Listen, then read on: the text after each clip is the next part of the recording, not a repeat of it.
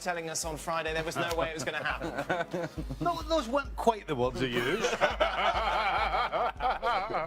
just a little tweak to them. I said it didn't make any sense for Liverpool to do it now, and I was shocked when it went through. What does this mean, big picture, for Liverpool? It means they have funds to go and strengthen. Listen, to lose one of your best players, if not your best player, is always a blow.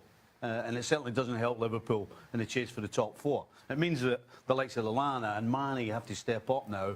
That is, of course, if they don't go and get anybody. Sure. But, listen, it means they have money. Again, we're asking a question of the owners. You know, I asked the question the first time they knocked back the Coutinho bid to show some intent, and they did. Well, now they've got to show some more intent by going and spending that money. And spending it wisely. We'll talk about how maybe they can spend that money in a moment, but let's focus on what this means for Barcelona. The theory seems to be in Catalonia that Coutinho will eventually replace Iniesta. Can he fill those boots? Well, I don't think anybody can fill the shoes of Andres Iniesta. Let's not forget how special of a talent and a player Iniesta has been, and when he and Xavi were playing together, what that did for that team. It changed the way that the game was played. It changed the ability of Barcelona to hold on to the ball in the way that they did. By the way, how big is that smile? He's all right. Oh, look at his teeth. He's really stressed out about the Liverpool fans, let me tell you. But in terms of what Barcelona does, is you're setting yourself for the future. Because as great as Iniesta has been, it's coming to the point to where Iniesta no longer plays a 90-minute game. Sure. It rarely does he play a 90-minute game. In fact, after 60 minutes, it feels like it's automatic that he's coming off. Coutinho is a different player than Iniesta, though. So it's not a straight swap. What I would do is that if I'm Andre Gomez and I'm his agent, you start searching somewhere else because you're not sticking around. Poor Andre Gomez. Yeah, I know you're not concerned about Andre Gomez. Nobody is. Worth the money, Shaq, or is that irrelevant? It's totally irrelevant at this point. And it's all about Barcelona and how they plan for the future at this point. Now, talking about replacements, I never feel that works out quite well. Cesc Fabregas was brought in as a Xavi replacement. But what Barcelona do have in Lionel Messi is a player that, never mind straight replacements, you can find a way and figure things out. You can change the way you play. You can get personnel to fit in. Easier said than done. I don't see Barcelona missing a step, but at the same time, I don't see Coutinho as a replacement for Iniesta. But what it does for Barcelona, though, is not only does it give you depth, but it does allow, okay, if Iniesta cannot give us 90 minutes, we save him for Champions League. And now Coutinho comes in and plays La Liga games. It's not a drop-off. It's not a bad option. I mean, it's not. Second most expensive player in the world. Hey, to come by the way, off the Coutinho, you want to bench. come and play a couple of minutes here? I mean, come on now. And we've talked about it. I think most folks, myself included, thought this was a deal. Yes, it would be done, but it would be done in the summer. Bearing in mind the position Liverpool are in, pushing for the top four, still in the Champions League. Bearing in mind Barcelona flying in La Liga, more or less got that wrapped up, and he can't play in the Champions League for them. For all those reasons, we thought this was a deal that was going to happen in the summer after the World Cup, not now in January, but it has happened. A big blow for Liverpool, not financially, but a blow in terms of what he brings to this team. Let's have a look at his numbers in the Liverpool shirt after his move from Inter Milan. Pretty good, I have to say, but have got better year in, year out. And I think that's good, a good progression for any player in there. Here's a guy who's having the season of his life, in Mo Salah. All these players are going to have to step up to the plate and take some extra responsibility now. I don't know how you feel if you're a Liverpool fan. Are you sad to see Philippe Coutinho go to Barcelona? Or are you happy the deal is done, you can move on, you've got all these millions, and maybe, just maybe, Jurgen Klopp and Liverpool will go and spend, and it could be exciting for Liverpool going forward. Does Coutinho's sale liquefy Liverpool's position in the top four, or does it vaporise? If I knew what you were talking about, I would answer. So you said about solidifying, Stephen. Aye, I used that word, yes. Sure. So what does now the Other states have sale of mattered. Coutinho? Well, that's certainly What, dead a rocket set. scientist? With the signing of Van Dijk, along with having Coutinho there, for me it definitely solidified the top four. So what happens now? Well, it's Liquefy, really vaporise? knocked a dent in that. Big dent. How big a dent? Big. Really? Enough to Big dent. liquefy? Really? Enough to liquefy or vaporize? I don't know what other than means. So on the balance of things, if VVD is as good as we hope, are Liverpool a hint better, even with a loss of Coutinho? How can that be? One's a forward and one's a defender. Yeah, but Lawrence is suggesting... They're definitely better defensively, but they're weaker going forward. But, so in the overall picture... Exactly. This Well, is the let's overall put it a picture. different way, right? There was certainly more need for a defender. They have other options going forward. Not as good as Coutinho, but they have other options. You know, Mane, So are Liverpool... Oh, Lallana, Stevie, why are they you all have to complicating be this? better. Are Liverpool better now, or were they better... How can they be better when they've lost Coutinho? Right, that's How it, is that that's it, that's the possible? answer. Just say that then. I did. They're worse. You did. So you said they'd finished second before. Where are they No, going to finish I now? didn't say they finished second at all. Stevie's getting angry now, Stevie. I did say Stevie's that. getting ready, Stevie. Dan's I ways. thought you were going to call him a Trying to little do man. what Dan does. Stop telling me that, you little man. I You were never a little said man before. You're a little man second. for asking me that question. Right. Easy, Stevie. Yo siempre he dicho, es un sueño que estoy viviendo, entonces estamos aquí muy felices. Claro, es poder jugar, ganar títulos, ganar cosas, hacer felices los fans y jugar siempre con alegría. Estos son los objetivos y títulos. Es increíble saber que voy a convivir con ídolos, con jugadores que tienen mucha historia, como Leo, Luis, Iniesta, Piqué, Busquets, enfim, todos los grandes jugadores, y estoy muy contento de saber que voy a convivir con ellos y espero poder aprender y, claro, convivir y poder ganar juntos. With yet another win, this time over Levante. Janusz Mihalik here with me for this one. Janusz, of course we expected Barcelona to win it. This one, we'll get to the key points, but what stood out for you in this game?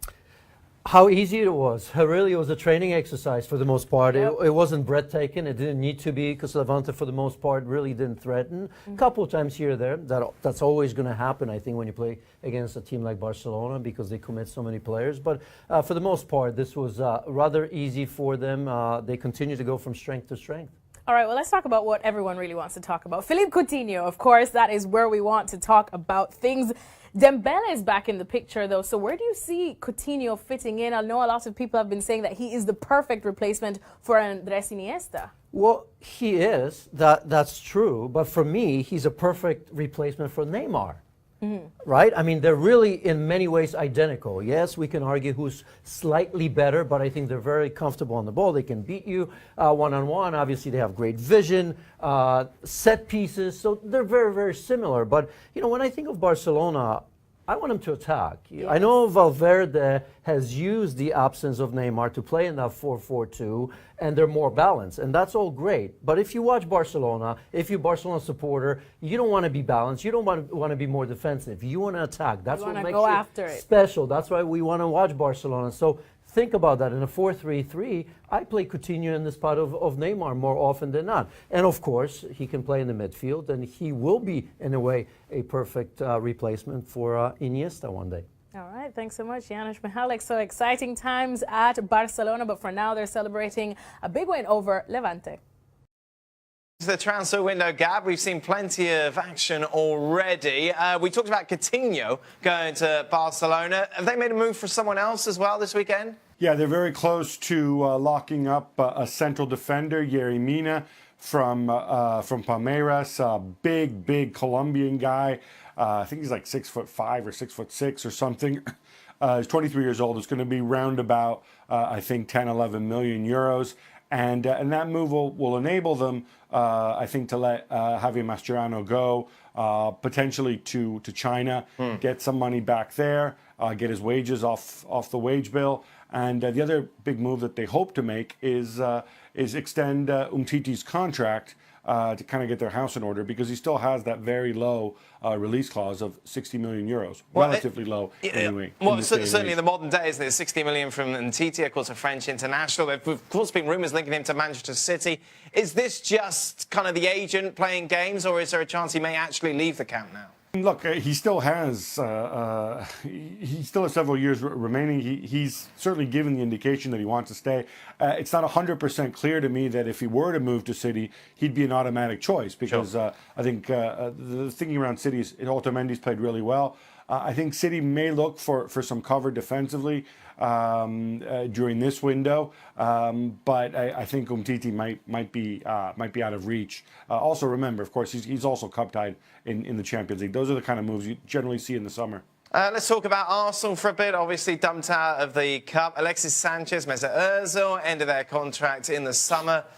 We're going to be talking about this, I know, for the next couple of weeks. But out of the two, is it likely that either will move before the January transfer window ends? If I had to guess, I would certainly lean towards Alexis Sanchez moving. Certainly, I think it's an open secret that Manchester City were very interested in him, and especially now, maybe with Gabriel Jesus's injury, the thinking is he might come on board. But then again, if you're City, you might also say, look, I'm running away with the Premier League anyway. Why don't I just bring you in the summer, save myself some money? And remember, again, the fee that they'd be paying for Sanchez now is money that Sanchez could get they could save it themselves, and you get a big chunk of that in wages. Mesut Ozil, slightly different situation. The club say that, or Wenger anyway, has said that he's pretty confident that Ozil's going to extend his deal. But of course, he's been saying that for the last 18 months now. He's been linked again to Manchester United. I think United would have to shift somebody, most likely Mkhitaryan, to make that happen realistically. Time? Can we talk about it? Nope. Okay, Shaq, let's talk about it, shall we? Yes. Guess what Shaka's doing this week? Yep. Doing late, that's Shaq. What? In Trinidad for a couple of days. What are you going to do there, What are you doing Shaq? there? Commercial. Who's in this commercial? How many people? As far as I'm aware, one. Yeah! It's a one-man show. It's a one-man show. The one-man band. Who's writing the script? It's been written for Have me. you learnt your lines? Not yet. And it's for an alcoholic beverage, yes? Correct. Yes, well, you're the correct man for that. I'm not sure what that's supposed to mean. I'm not sure what that's supposed to mean, Alejandro. Is Gab with us? Gab, do you want to chip Yes, in? let's go to Gab, Do you want to go please. to Gab? Let's just go to Gab. Right. So, Uh-oh. Shaka, it's not in. I was under the impression that it was going to be some sort of ensemble ad with other celebrity Trinidadians. No, it's perhaps just- Rihanna, Frankie Fredericks. They're not Trinidadians, Gabriele. Oh. Rihanna's from Oh, I'm Barbados. sorry. Oh, my bad. That's a Bolton. That's a Bolton. Yes. He's from Trinidad. But he's not welcome in this commercial. What about Brian Next Lara? week. Was he not He's available? next week. Yeah. He was last week. Really? I don't know. Hello, Brian. That's too much. Let's go Shaka. I'm the cheap option. Stevie. Oh no, there's a lot of Liverpool questions. Let's not start with Stevie. Let's go to Gab. Should Real Madrid start benching CR7 for terrible performances like they're doing with Benzema? No, because he would then get really, really upset and get a chip on his shoulder. And yes, his performances haven't been good, but he's just one of many, I think, who's part of the problem. I think what's coming to the fore here is that in some ways it's not great that Gareth Bale's back, because it's really, really difficult to find the right balance if you've got Bale and Cristiano in your team. I'm talking balance off the ball, and that's something that Zidane needs to rediscover now that Bale is fit again. Okay, fair point, but they haven't been good with or without Bale. When Bale was gone, they weren't good. Yeah. Bale comes back, he scores a couple of goals, but still they have issues in the back. The issues You're for going to Real. think just sell Ronaldo somewhere. Just get rid of him. Well, they should have done that. Stop it! It's Ronaldo you're talking about. What, He Gary? won the Ballon d'Or. Have some respect. He has 5 Ballon d'Ors. Oh my Nobody has more Ballon d'Ors than Ronaldo. Stop it. So what? He's done. Not yet. By the way, how did you say that you were going to sell him? Just get rid of him. Just like that? No. Drive him out to the forest, put a mirror out there, and then he'll just be happy. Whoa. Whoa. And you're the Real Madrid fan. It's enough now. Gab, are you guys watching the NFL playoffs? Just out of curiosity, Gab, of course, is well, you're a big Rams fan, Gab. Still? Yeah, exactly. Yeah, the Rams. No, I'm not. You know, I'm not a Rams fan. But you know what? This is fun. My team's not playing in the playoffs this weekend because we don't need to go through those silly wild card games. We're playing next week against the Atlanta Falcons, in fact. Oh. So Rams, there. Falcons And next by week. the way, we yeah, exactly. No, the Philadelphia Eagles are also being entirely disrespected that because of the unfair injury to Carson Wentz, we're not even, despite the fact that we're at home, we're playing the freaking Atlanta Falcons. We're not even favorites. We're not favorites at home. It's been years since that happened. Why is it? Very upsetting. Hey, hold on a minute. What's an unfair injury? What's that? Yeah, that's what I was going to ask. What's an unfair injury? Never heard of that. Well, he hurt his ACL when we really needed him. There were only it was like week 15 of the season. It's not fair. No, I'm sorry. It's not fair when your best guy gets hurt. When you've been waiting for years, it's just not fair. Is Gab about to cry? I think Gab's about to cry. He's looking a bit. He's emotional. And how are the Cowboys? Perfectly level-headed. We are enjoying our vacation. Oh, what happened to the Cowboys? I thought they were like, a big team. Didn't quite happen this year. Oh, dear. The Ezekiel Elliott suspension really hit us hard. That was unfair. That was unfair. That was Oh, good. We're not going down this road again. suspension. That was an unfair suspension. None of that unfair injury rubbish. Yeah, I don't think we'll talk about that anymore. Patriots. They'll be cruising as usual. They win it, no problem. Hey, there was controversy this week. Oh, the article. Never back against them. Never back in. And Never back again. Shaka Redskins? Yeah. Oh, yeah, they're on vacation with us. Where are they? They're going to turn out to We're write going to turn out to film a commercial. Yeah. Oh, are they? No. They were called as well. They're on the list. Brian Lara, Redskins. Kenwyck Jones, no. That's it, we're done. Is that it? Yeah. Shaka's back tomorrow for his final show before he goes off and shoots his commercial. Can we see if Gab's calmed down yet? Can we get Gab Ever back since on the Gab screen? come back from skiing, I'm telling you. Can you do your skiing impression? Yeah, You I do thought a you were Gab great on. skiing. Do Gab skiing. Hey, there it is. It's a canoe, isn't it? He's skiing down the river. I've just noticed Shaka's socks, by the way. Look at that. Oh, look at them babies. Look at that. Hey, spending some of that commercial money already. It's big time. We're on a bit later tomorrow. We're with Is you it at catch your hand, or are you midnight. going to have to key something to the tax man? Right, keep going. Midnight Eastern ESPN News.